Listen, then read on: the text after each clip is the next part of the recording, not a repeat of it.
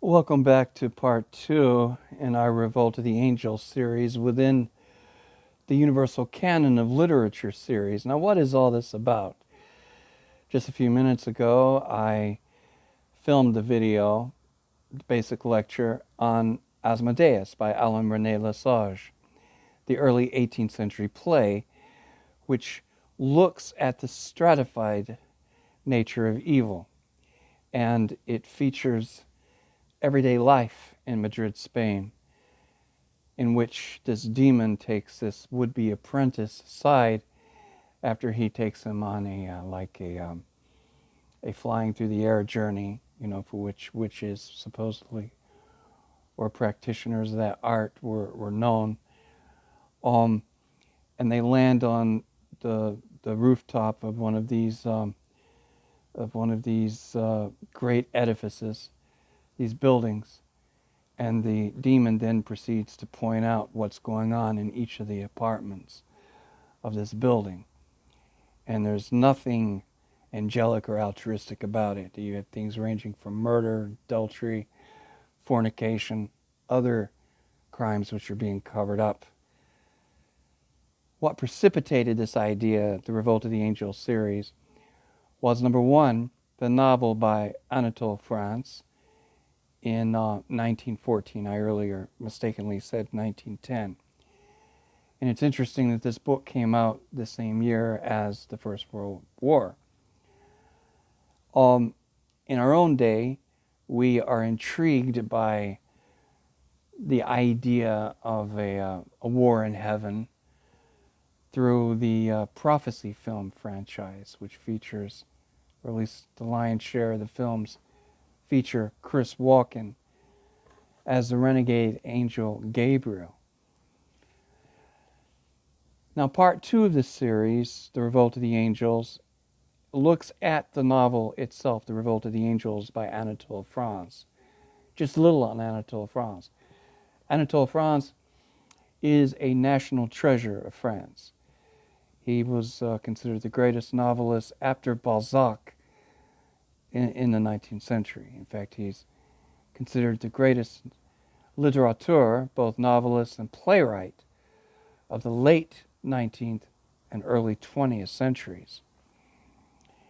Now, The Revolt of the Angels is a rambling story, mainly about an angel who finds Earth more attractive than heaven.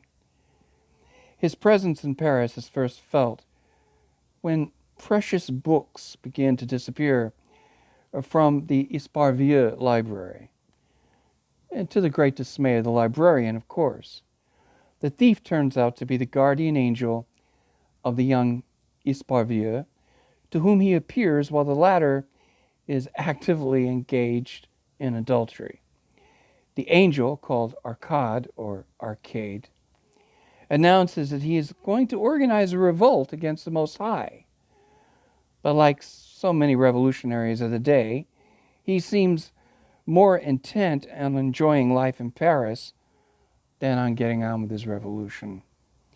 And when the revolt finally does come to a head, it fizzles.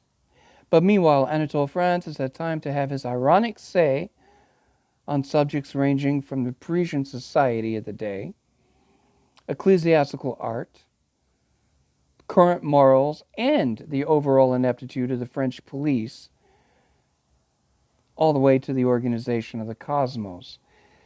Personally, I think The Revolt of the Angels, in that it does shine the light on one of these angels that are determined to initiate rebellion against heaven. It seems to be a rather cutting social commentary on the phenomenon of the day. Revolutionaries all over Europe basically holding up in Paris, and one of the perhaps two of the most famous of whom were Vladimir Lenin and Leon Trotsky. And according to Anatole, France, these so-called revolutionaries were more intent on enjoying the good life in Paris and sampling their coffee houses, their salon shops, which were the refuge of these armchair intellectual revolutionaries. But of course, all that would change. Vladimir Lenin would soon add teeth and claws to his activities as a revolutionary, and would help the Bolsheviks. He would help the Bolsheviks spearhead their revolt in overturning the Romanov dynasty and instituting the successful October Revolution of 1917. Very interesting that Anatole France, who knew the zeitgeist of the time, the spirit of the times, who saw these revolutionaries and would-be revolutionaries swarming all over Europe and basically festering in Paris, he saw them for what they were, dangerous, subversive elements that could subvert the order of things in Europe. And indeed, that's what happened. After World War I, we saw the dissolution or the end of three major dynastic houses, or royal dynasties: the Habsburgs of Austria, the Hohenzollerns of Germany, and the Romanovs of Russia.